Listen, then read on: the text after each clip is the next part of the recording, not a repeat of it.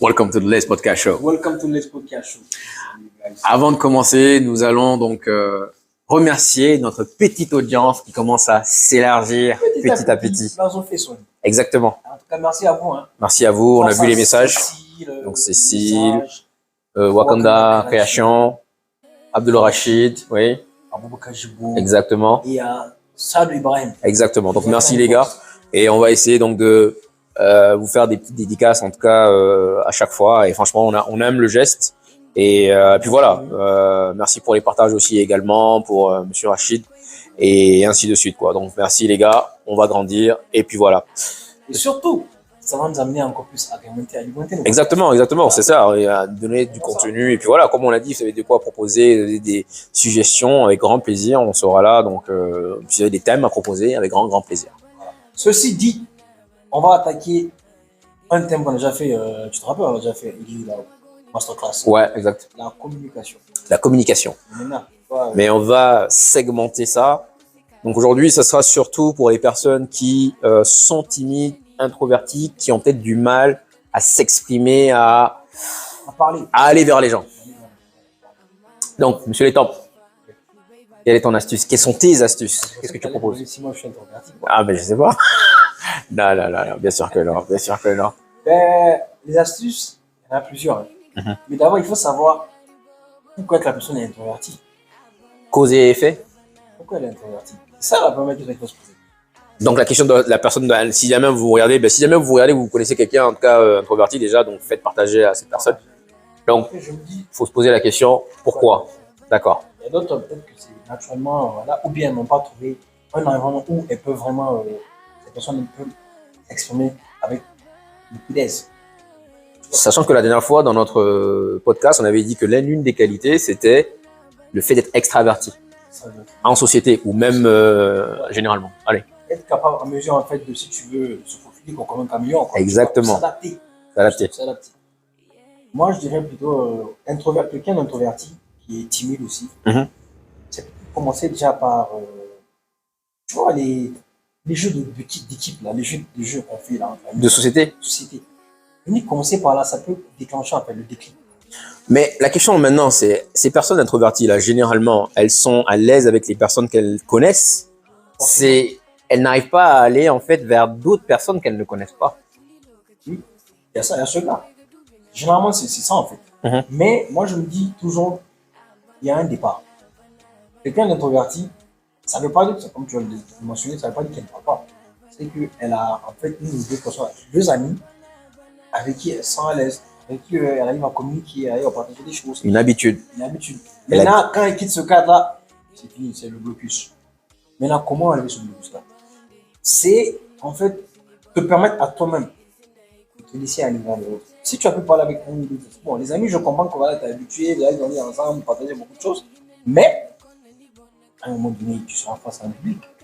Aujourd'hui, on a des ambitions, on veut grandir, on veut voyager, on veut faire. Mais de toute façon, tu seras amené un jour ou l'autre, normalement, peut-être être témoin pour le mariage de votre meilleur ami ou bien votre frère. Vous serez amené un jour à passer ce cap. Même pas ça. Imagine pour ta soutenance. Ah, c'est un exemple. C'est un exemple, ça. Ouais. Ta soutenance. Exactement, ouais. Tu es devant le juré, il y a ta famille qui est là. Alors que tu connais parfaitement tes choses. Voilà, mais tu as le trac. Comment est-ce que tu vas faire? Moi, j'ai une idée. Tu visualises en fait dans ta tête que tu es là en train de parler. Il y a une idée que j'ai vue tout à l'heure là, quand je regardais les vidéos là. Dis en fait, c'est que tu te mets devant, tu te dis que tu es là devant 1000 personnes. Tu te disais devant, tu es en train de parler à 1000 personnes avec beaucoup d'aise. Déjà, tu prépares ton cerveau en fait, psychologiquement à tu as déjà parlé devant 1000 personnes. Les personnes se sont senties à l'aise et que tu as capté leur attention. Si tu travailles ça, de toute façon, le cerveau, c'est comment bon, je dis voilà, au fur et à mesure, tac, ça prend. Je me dis qu'avec ça, déjà, tu peux commencer. C'est un bon début. Et ça marche à tous les coups. Donc, se préparer, mais tu fais quoi? Tu te mets devant la glace? Tu peux te mettre devant la glace ou devant le miroir où tu te dis, ah, tu es là assis, tu te dis, bon, je me visualise, je me vois déjà en fait dans une salle, je sais pas, au stade de pitcher devant 1000 personnes, en train de parler de mon histoire, en train de parler d'une activité, juste comme ça. Okay. Et en même temps, tout en étant de parler calmement en fait. Parce que c'est ça aussi l'astuce. Quand tu demandes le public, tu as mille yeux, mille têtes. Tu sais pas. Moi, j'en parle, tu les connais pas. Exact. Mais ils sont venus t'écouter. Pourquoi? Parce qu'ils veulent comprendre ce que tu dis. Ils veulent savoir ce que tu dis. Maintenant, à toi, tu te dis, bon, ça, c'est dans ma tête. Je l'ai déjà fait. Si tu commences par là, moi, je me dis que déjà, tu as fait un C'est déjà Après, il y a un truc qu'on appelle répétition. C'est-à-dire, histoire de répéter devant des personnes, devant des inconnus, répéter fait qu'on devient plus fort. Donc, répéter l'action fait que, au fur et à mesure, on prend l'habitude. Et la première fois ne sera pas forcément magnifique, mais au fur et à mesure que vous allez le faire, vous allez passer un cap. Ça devient une habitude. Ça devient maintenant un exercice pour toi, en fait. Exactement. Tu t'es entraîné, donc, du coup, à chaque fois, dès que tu sors, tu te mets en tête déjà que voilà, j'ai fait ça plusieurs fois, donc peut-être que un jour d'enfant pour moi, ceux que je vais rencontrer, c'est comme si j'avais déjà fait ça. Moi, j'ai une règle, ce que j'appelle la règle des 20 secondes. La règle des 20 secondes, c'est quoi? C'est-à-dire, je vais être courageux pendant 20 secondes. C'est-à-dire qu'en fait, le plus dur, c'est le début. Le début, je prends un exemple. Vous allez parler à quelqu'un que vous ne connaissez pas dans la rue. Vous allez prendre 20 secondes pour aller parler à quelqu'un dans la rue à qui vous n'avez jamais parlé, que vous n'avez jamais vu. On appelle ça la règle des 20 secondes. Pourquoi? Parce que ce n'est que les 20 premières secondes que vous décidez de réagir psychologiquement, de vous prendre la décision. Et une fois que vous avez entamé ce processus-là, vous allez voir que derrière, vous serez de plus en plus à l'aise.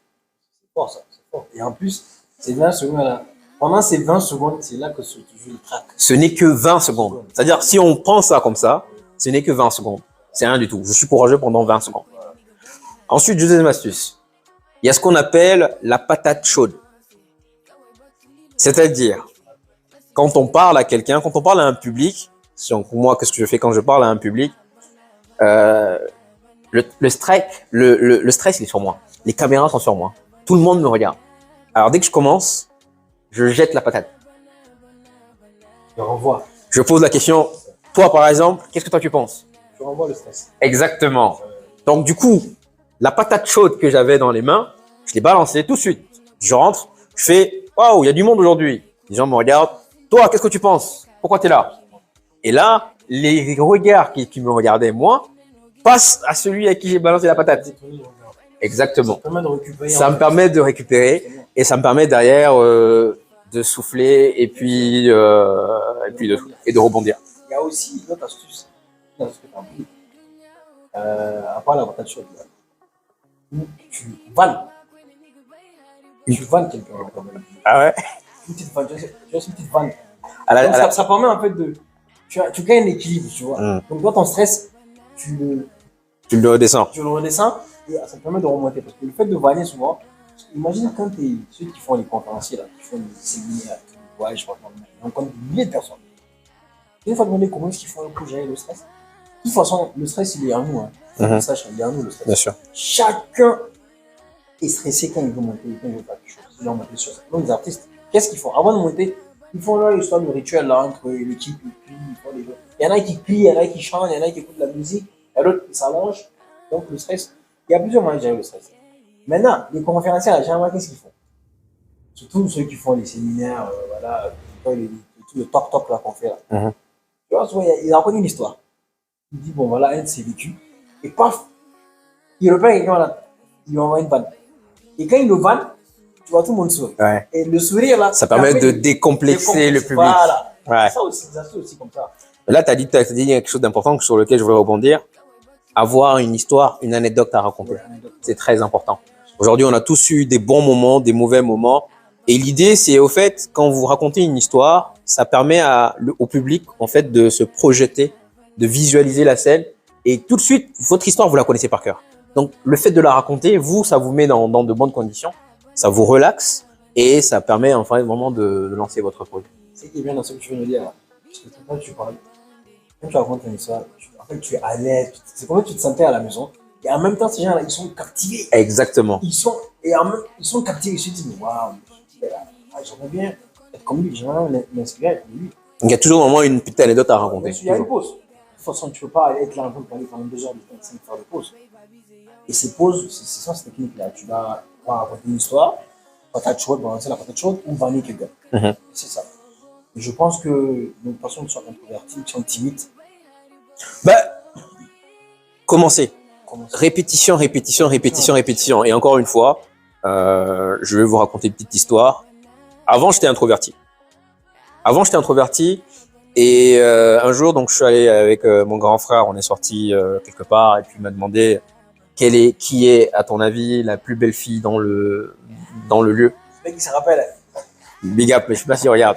Mais en tout cas, ouais, il m'a dit, quelle est la plus belle fille? J'ai dit celle-là. Il m'a dit, va lui parler. J'ai dit, mais t'es malade. J'étais fou, quoi. Il m'a dit, vas-y lui parler. Je suis allé lui parler. Elle m'a dit, bah écoute, franchement, merci du compliment. Malheureusement, j'ai déjà un copain. Je dis, ok. Je suis revenu. Il m'a dit, bon, qu'est-ce que t'as? Je dis, bah, il m'a dit non. Il m'a dit qu'il avait déjà un copain. Il m'a dit non. Est-ce que t'as perdu un œil? Est-ce que t'as perdu une oreille? Est-ce que t'as perdu quelque chose sur toi? En gros, c'était pas une fin en soi. C'était en fait voir qu'au final, quand tu y vas, ben, en tous les cas, il y a rien de dramatique. Le lendemain, je suis ressorti et j'ai pris 5 râteaux. Mais par contre, c'est mon meilleur jour ce jour-là parce que c'est le jour où j'ai passé le cap de introverti à extraverti. Parce qu'en réalité, le but, c'était quoi? C'était pas de parler de râteau, c'était de parler aux personnes. Et ça Exactement. fait les 20 secondes. J'ai fait, voilà, la règle des 20 secondes là. Le pari est gagné. Je crois qu'il peut l'utiliser aussi comme exercice, comme exemple. Voilà. Je peux vous donner un autre Il y en a process. plein, il y en a plein. Mais on en parlera une autre fois en tout cas. En tout cas, voilà, si jamais vous avez des questions, vous avez des remarques, n'hésitez pas à nous faire proposer. Et puis voilà, si vous avez des astuces vous aussi, partagez-les avec nous et puis dans les commentaires. Et ce sera avec grand plaisir. J'attends à ce que au moins un ou deux introvertis ou une introvertie me répondent sur ce podcast-là. Ou alors un ou un d'autre viennent nous voir carrément. Voilà, c'est ça. On peut le faire. Et il y a ce que je voulais dire quelque chose. Peu importe ton degré de timidité ou être introverti, dis-toi que tu peux y arriver. Parce que c'est toi-même en te remontant en confiance, en te mettant en confiance. Quand tu n'as pas confiance en toi-même, tu ne peux rien faire dans ta vie. Dis-toi que tu peux y arriver. Et le fait introverti, c'est pas mauvais. Hein. On dit c'est pas mauvais. C'est juste que tu peux avoir des barrages dans la vie plus tard. À un moment donné, la timidité, tu dois la laisser en fait. Tu dois la laisser de côté. Parce que dans le monde dans lequel nous vivons aujourd'hui, il faut être actif, il faut être pragmatique, il faut avoir du charisme. Et en instant de ta timidité, toi-même, tu peux réaliser tes rêves que tu as, tes projets. Donc il faut à un moment donné sortir de ta zone de confort, comme on dit. Sortez de votre zone de confort. Sortez de votre zone de confort, et vous allez voir que vous irez mieux. C'était le mot de la fin pour moi. Bon, pareillement les gars, on va faire un autre. Merci beaucoup, prenez soin de vous. Peace, les gars. Et croyez en vous, les gars. Vous pouvez y arriver.